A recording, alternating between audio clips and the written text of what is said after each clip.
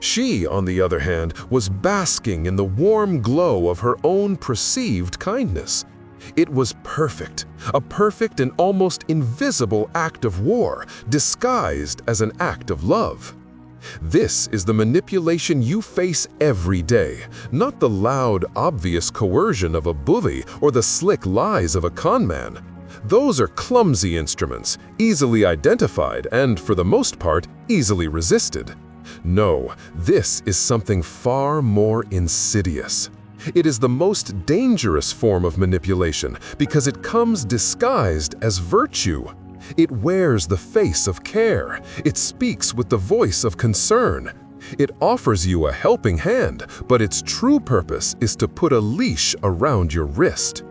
It's the friend who insists on helping you with a project, only to subtly reshape it in their own image, leaving you feeling both grateful and strangely incompetent. It's the parent who says, "I'm only telling you this for your own good," before systematically dismantling your confidence in a decision you've made. It's the partner who lavishes you with gifts and favors you never asked for, creating a mountain of unspoken debt that they can cash in at any time with a single wounded look. "Oh, don't you worry about paying for dinner, I'll get it. Let me organize your files for you. You look so overwhelmed. I went ahead and called the plumber for you. I knew you'd forget." These offers are delivered with such warmth and sincerity that to refuse them feels churlish, almost insulting. To say, "No thank you, I can handle it," is to reject their kindness. So you accept. And in that moment of acceptance, a small, invisible account is opened in your name. You now owe a debt. It is a debt of gratitude, the most difficult kind to ever truly repay. This is why the manipulation is so invisible. It is cloaked in the sacred cloth of generosity. Society teaches us that kindness is an unquestionable good. To question a seemingly kind act is to commit a social sin. It makes you appear suspicious, cynical, and worst of all, unappreciative. The manipulator knows this. They are counting on it. They are using the social contract of politeness against you. Your own decency becomes the tool of your own subjugation. And then comes the guilt. Sooner or later, you will have to say no. You will have to assert your own will, your own preference. Now, I've hurt their feelings. To escape this horrible feeling, you will often find yourself backtracking, apologizing, and giving in. "You know what? You're right. Let's go to your restaurant. I'm sorry." This cycle of unsolicited kindness, followed by the guilt of refusal, followed by your eventual capitulation, is how the addiction is formed. You become addicted not to their help, but to the absence of their disappointment. You begin to preemptively alter your behavior, to make choices you know will win their approval, just to avoid that soul-crushing look of being let down. Your freedom is not taken from you by force. You hand it over, piece by piece, in exchange for peace, in exchange for a quiet life. It is a masterful, polite, and devastatingly effective strategy. It happens in boardrooms, it happens over family dinners, it happens in the quiet intimacy of a bedroom.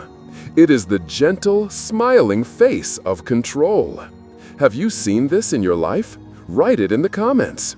This method of influence relies on what can be called soft power. It doesn't need to announce itself. Its strength lies in its subtlety. The most effective rulers have always understood that you do not need to command loyalty when you can cultivate it. You do not need to demand obedience when you can make it feel like the subject's own idea. Machiavelli, again, saw this with piercing clarity. He advised his prince that it was better to be feared than loved if you could not be both. But he also understood the power of appearances. He wrote, "The vulgar crowd is always taken by appearances, and the world is composed of the vulgar." He doesn't use the word vulgar as an insult. He uses it in its classical sense, the common people, the everyday person, you and me.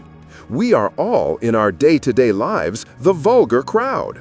We are busy, we are tired, we are navigating 1,000 tiny social pressures. We don't have time to dissect every interaction for its hidden motive. We rely on appearances. And the appearance of a person only trying to help is the most powerful appearance of all. It is a social camouflage. A truly generous person, when their offer of help is declined, feels relief. That's one less thing for them to do. But the manipulator feels resentment. It is a flash, a flicker in their eyes, a slight compression of the lips. It is the anger of a craftsman whose tool has just refused to work. You have denied them an opportunity to reinforce your debt. You will also feel the gentle but relentless pressure of their politeness. It's the pressure of the person who holds a door open for you when you are still 20 feet away, forcing you into an awkward little half jog so as not to seem rude. This manipulation works the same way. They will make an offer so generous that refusing it would require a major social effort on your part. "I've already bought the tickets," they'll say with a smile. "I wouldn't want them to go to waste." They present you with a finished act, a fait accompli, and frame your compliance as the only polite, reasonable option. Slowly, almost imperceptibly, you will feel your sense of freedom being replaced by a sense of duty. The things you once did for joy, you now do out of obligation. I'm going to take a look at it after we eat. Eleanor put down her toast immediately. Her face arranged itself into a mask of deep concern. "Oh, you can't do that," she said. "It's freezing out there, and you don't know what you're doing. You'll only make it worse." "I'll be fine, Elle," I said, smiling. "It's probably just a loose belt." "No, no," she insisted, already reaching for the phone. "My neighbor, Mr. Henderson, his son-in-law is a mechanic, a wonderful mechanic. I'll call him. He'll come over and fix it for you. Don't you worry about a thing. It's no trouble at all. I'll make him a pie." The offer was, on its face, incredibly kind. It was thoughtful, it was caring. It was also a complete negation of my own stated intention. It was a declaration that my plan was foolish and that her solution was superior. The kindness was a cage, baited with a warm garage and the promise of an expert's hand. To accept was to admit my own incompetence. To refuse was to be difficult and ungrateful. "Eleanor," I said, keeping my voice even, "that's very good of you, but I want to do this myself. I enjoy it." The light in her eyes changed. The warmth receded, replaced by that familiar wounded look.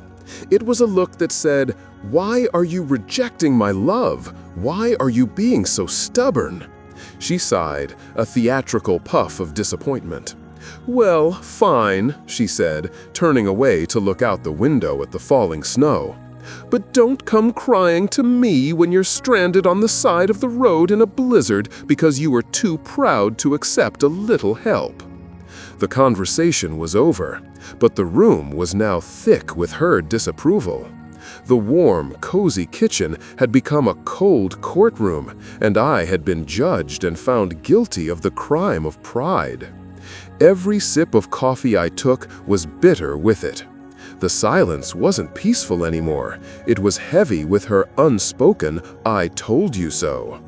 Later that afternoon, as I lay on the cold concrete floor of her garage, my hands black with grease, the clicking sound finally silenced by a tightened bolt, I didn't feel the triumph of solving the problem.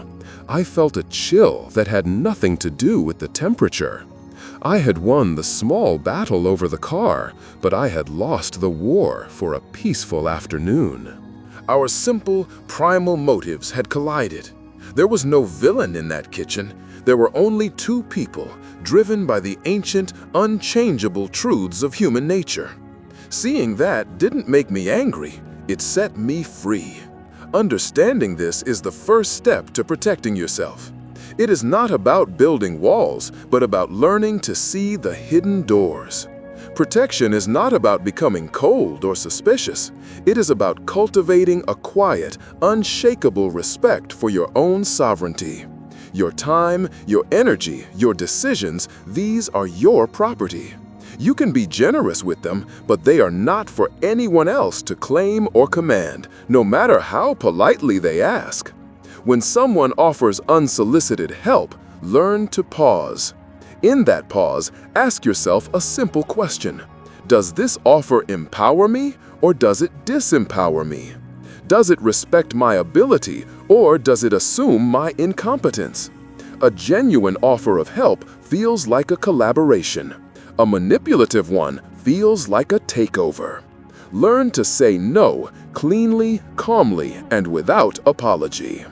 It is the core of his philosophy, and it is the ultimate shield against this kind of emotional colonization. He said, "It is a surer thing to be feared than to be loved." Now, in our personal lives, this does not mean we should strive to make our friends and family fear us with threats and anger. That is the tool of a tyrant, not a free individual. But it means that you must cultivate a healthy fear in others, not a fear of violence, but a fear of crossing your boundaries. It is the fear that comes from respect. It is the unspoken understanding that your no is final, that guilt will not work on you, that you see the game for what it is. When people learn, through your calm and consistent behavior, that you cannot be easily manipulated, they will still love you. Perhaps they will love you even more for your strength. But underneath that love will be a new layer of respect, a quiet understanding that you are sovereign territory. And that is a surer foundation for any relationship than a love built on obligation and debt. The person who learns to see this manipulation for what it is does not become a cynic. They become a realist. They do not lose their capacity for love or generosity. In fact, their generosity becomes more pure because it is given freely, not as a down payment on future control. The person who understands this becomes calmer. They are no longer tossed about by the emotional storms of others. They are harder to control because they are no longer addicted to approval. Their vision of the world becomes clearer because they can distinguish the appearance of kindness from the reality of it. And ultimately, they become more free, free from the invisible threads of obligation, free from the heavy weight of unearned guilt, free to be the author of their own life. If such analyses of human nature are important to you, subscribe. The most important thing is ahead.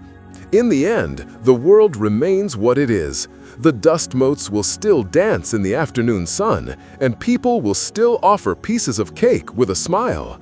But you will no longer be just a spectator. You will be an interpreter, armed with the knowledge that the most important battles are not fought with swords on a field, but with words in quiet rooms. And the greatest victory is the quiet, unshakable ownership of your own soul. The amber light in the study catches the facets of the glass as I set it down. The soft click on the polished wood is a period, a full stop to the thought of Eleanor and my old car. But it's not an end, it's a semicolon, a pause before the connecting clause, because these quiet wars are never fought on a single front. The strategy I described, the unsolicited offer of service, is merely the infantry assault. It's noisy, relatively speaking. You can see the troops massing on the border of your autonomy. But there is a quieter, more elegant form of attack. It's the diplomatic envoy who arrives at your gates bearing treasure. It's the gift. A gift is a perfect Trojan horse because its exterior is not just harmless, it is beautiful. To question it, to turn it away, is to appear not just ungrateful, but barbaric. This is the weaponization of generosity, and it is a master's tool. It aims for a deeper form of subjugation, one that colonizes not just your time or your decisions, but your very environment, your space, your home. I learned this lesson, as I have learned so many, from Eleanor. It was years after the incident with the car. I was living in a small but well-appointed apartment in the city, the first place that was truly mine. Every object in it was chosen. The clean lines of the furniture, the specific blue of the rug, the single stark photograph I'd hung over the sofa. It was a space that reflected my mind, ordered, deliberate, and free of clutter. I had a desk, a simple thing of steel and light-grained maple where I did my work. It was my sanctuary within a sanctuary. One Saturday, Eleanor called. Her voice was bright, a little too bright, like a light turned up to bleach out the shadows. "I have the most wonderful surprise for you," she said. "I've arranged everything." That word, arranged, is a red flag. It signals a fait accompli. It means a decision has been made on your behalf, and you are expected to provide the applause. "What have you arranged, Eleanor?" I asked, my voice even. I was already bracing. "Mother's desk," she announced, as if she were bestowing a knighthood. "I've had it in storage since the estate was settled, and it's a crime. It's just been sitting there, gathering dust. I hired movers. They're bringing it to you this afternoon." The air in my quiet apartment suddenly felt thick, heavy. I looked at my own desk, my clean, functional maple surface. I pictured our mother's desk. It was a behemoth, a dark mahogany monster from the turn of the last century, with ornate carved legs like the talons of a mythological beast. It was covered in intricate scrollwork, with a dozen small secret drawers. It smelled perpetually of beeswax and my mother's old perfume. It was a beautiful, sentimental object, and I did not want it. It would not fit in my apartment, not physically and certainly not aesthetically. It was a piece of the past, a heavy, ornate anchor that would drag my carefully curated space down into a sea of someone else's history. It was an act of war, disguised as an act of remembrance. "Eleanor," I began, my voice calm, deliberate. "That's an incredibly generous thought, but I have a desk." The line went quiet. Not a dead quiet, but a living, breathing silence filled with the hum of manufactured disappointment. Then her voice, small and wounded. "But it was Mother's. I thought you, of all people, would want it. To have a piece of her with you while you work. Do you see the genius of the move? The gift was no longer a piece of furniture. It was a symbol of my love for our dead mother. To refuse the desk was to refuse her memory. It was a brilliant, insidious gambit. She had taken a physical object and transformed it into an emotional test, a test she knew my decency would compel me to fail. "The movers are already on their way, darling," she added, her voice fluttering now, like a captured bird. "It was so much trouble to arrange. I just wanted to do something nice."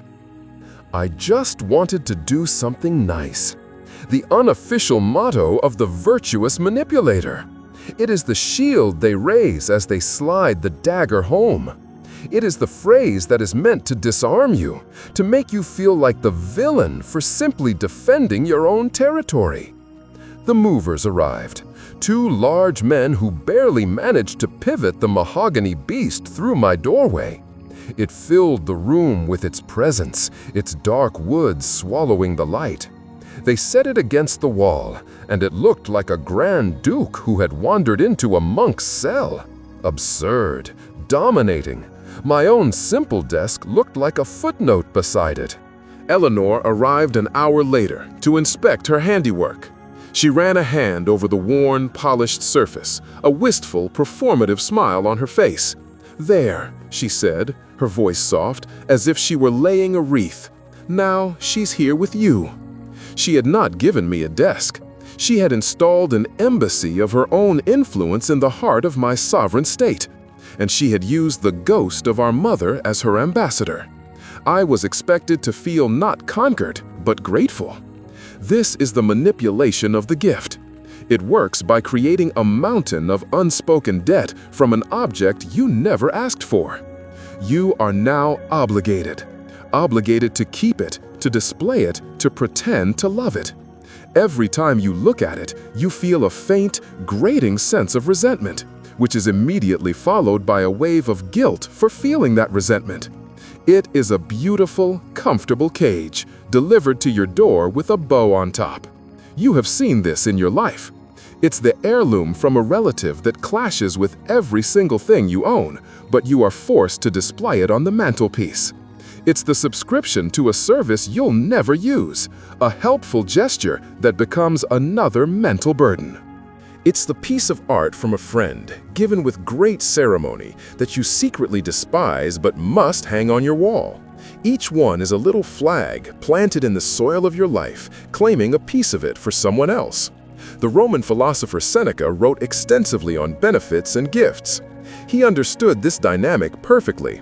He argued that the spirit of a true gift lies in its freedom. He wrote, "Let the receiver be as free to act as he was before." Read that again. Let the receiver be as free to act as he was before. This is the acid test. After the transaction, are you freer or less free? A true gift, an act of pure generosity, empowers. It adds to your life without subtracting from your autonomy. But a manipulative gift does the opposite. It is a gilded chain. It binds you with gratitude and fealty. The giver does not want you to be happy. They want you to be obligated. They want a permanent physical reminder of their virtue and your indebtedness sitting in the corner of your room. So how do you defend against this? How do you refuse the Trojan horse without being branded a brute? You must learn the art of the gracious refusal. It requires you to perform a delicate surgery. You must skillfully separate the sentiment from the object. You accept and praise the former while firmly rejecting the latter. You say, "That is an incredibly kind thought, and it means the world to me that you would think of me for this." The gesture itself is the gift. You affirm their supposed intention. You make them feel seen and virtuous. Then you pivot. "But I simply don't have a place for such a beautiful thing, and it would be a shame for it to not be properly displayed." Or, "My space just isn't suited for it, and I couldn't bear to see it compromised." You are not rejecting them. You are not rejecting their love or their memory.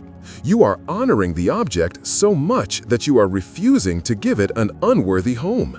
You are turning their own logic back on them. You are framing your refusal not as an insult, but as an act of respect for the gift itself. This may not always work. With Eleanor in the desk, I was too young, too unprepared for the sheer velocity of her maneuver.